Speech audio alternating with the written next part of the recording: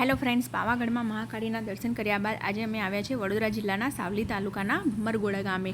અહીંયા મેરડી માનું મંદિર ખૂબ જ પ્રખ્યાત છે, તો વિડીયોમાં એન્ડ સુધી બન્યા રહેજો. આપણે આજે વિડીયોમાં જાણીશું આ મંદિર કેટલા વર્ષ જૂનું છે, આ મંદિરનો ઇતિહાસ કેટલો રોચક છે અને અહીંયા કઈ કઈ માનતાઓ માનવામાં આવી રહી છે એ બધું આ વિડીયોમાં આપણે જાણીશું.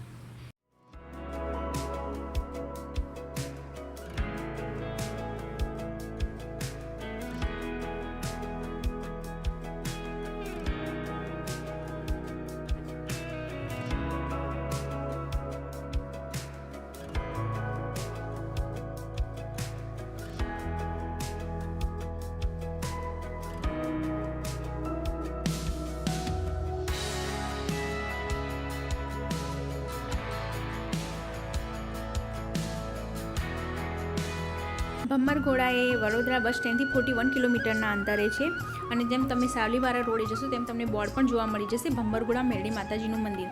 આજે તમે રસ્તો જોઈ રહ્યા છો, અહીંયાથી દુકાનો સ્ટાર્ટ થઈ જાય છે. રવિવારના દિવસે છેક મંદિરના ગેટ સુધી હોય છે.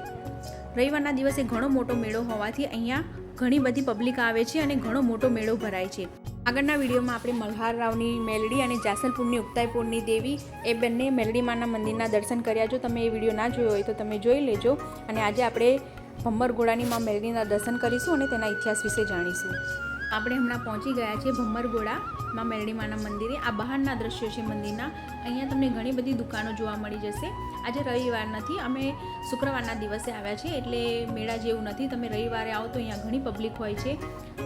અહીંયા તમને ફૂલહાર, માતાને ચડાવવા ચુંદરી કંઈ પણ લેવું હોય તે મળી જશે. અને પાર્કિંગ એરિયા પણ છે, તમે અહીંયા ગાડી પાર્ક કરી શકો છો. આ મંદિર રવિવાર અને મંગળવાર અને ગુરુવારના દિવસે ઘણી બધી ભીડ હોય છે. ઘણી બધી ભાવિ ભક્તો માતાજીના દર્શન કરવા આવે છે. અને ચૈત્ર નવરાત્રિ હોય, પૂનમ હોય તે દિવસે પણ ભાવિ ભક્તોની ઘણી બધી ભીડ હોય છે આ મંદિરે. દંતકથા પ્રમાણે આ મંદિરે 1000 વર્ષ જૂનું છે. અને આ મંદિરમાં મેરડીમાં કઈ રીતે સ્થાપિત થયા તે પણ તમને જણાવીશ. પણ આ મંદિર એ મેરડી માનું જન્મસ્થળ ગણવામાં આવે છે. ભમ્મરગોડામાં માં મેરડી સાક્ષાત બિરાજમાન છે. આ મંદિરના ઇતિહાસની વાત કરીએ તો લોકકથા અને દંતકથા પ્રમાણે કહેવામાં આવે છે કે એક દિવસ દેવલોકમાંથી 4 જોગણીઓ ધરતી પર ભ્રમણ કરવા માટે આવે છે. એ સમયે અહીંયા ચારે બાજુ જંગલ હતું અને એક નાની તલાવડી હતી. ત્યારે જોગણી માને આ જગ્યા કુંવારી અને પવિત્ર લાગી એટલે એમને અહીંયા મોટો સરોવર બનાવવાનું નક્કી કર્યું, જેથી આજુબાજુના પશુ પંખીઓ પાણી પી શકે. આમ ચારેય જોગણી માતાએ 7 રાતની એક રાત બનાવી અને ઘોડા પર સવાર થઈને એક આખું સરોવર ખોદ્યું અને તેની ફરતે પાર બાંધી. અને સવાર પડતા તો મહીસાગર નદીમાંથી પાણી આખા સરોવરમાં ભર્યું. ઘોડા ઉપર સવાર થઈને આ સરોવર ખોદ્યું, ત્યાંથી જ આ સરોવરનું નામ ભમ્મરગોડા પડ્યું. સરોવર ખોદાયા બાદ ચારેય જોગણીઓએ પોતાના શરીરનો મેલ ઉતારી એક પૂતળું બનાવે છે. અને પૂતળું બનાવ્યા બાદ ચારેય જોગણીઓ ભગવાન શંકર પાસે જાય છે અને તેમાં પ્રાણ પુરાવે છે. ત્યારબાદ શિવજીએ પ્રાણ પૂર્યા અને ત્યારબાદ તેમાં પ્રગટ થયેલી દેવીને ચારેય જોગણીએ પ્રગટ થયેલી દેવીને પોતાના હીરચીર સોંપી સરોવરમાં સ્નાન કરવા જાય છે. એ સરોવરમાં સ્નાન કરતાં પહેલાં કહેતા જાય છે કે મારા હીરચીરની અને આ સરોવરની અને સમગ્ર પંથકની તમારે રક્ષા કરવાની છે.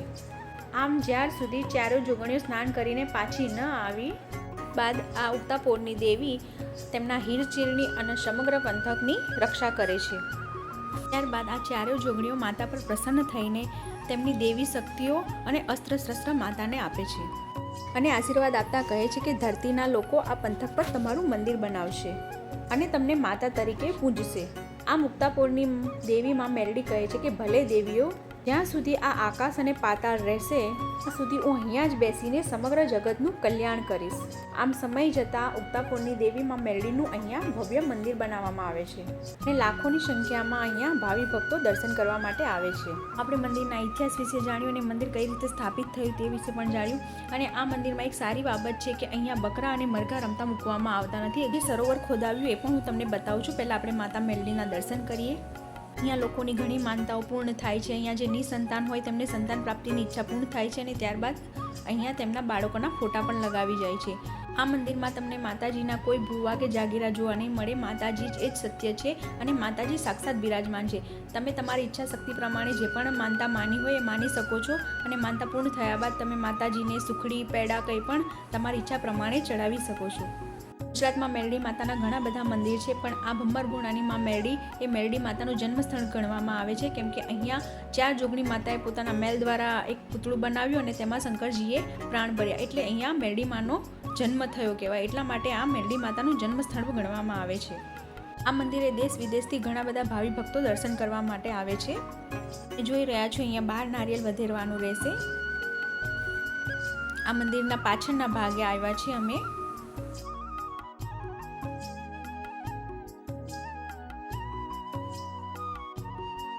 રવિવારના દિવસે ઘણા બધા ભાવિ ભક્તો માતાજીના દર્શને આવે છે અને ઘણો મોટો અહીંયા મેળો પણ ભરાય છે. નવરાત્રિ હોય, મંગળવાર હોય, રવિવાર હોય, ગુરુવાર અહીંયા માતાજીના દર્શને ભાવિ ભક્તોની ભીડ ઉમટી પડે છે.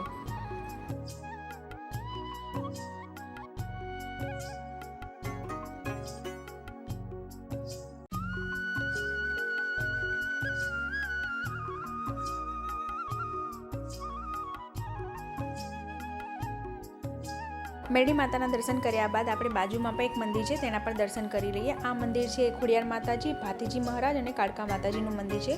તો ચાલો આપણે ત્યાં પણ દર્શન કરી લઈએ.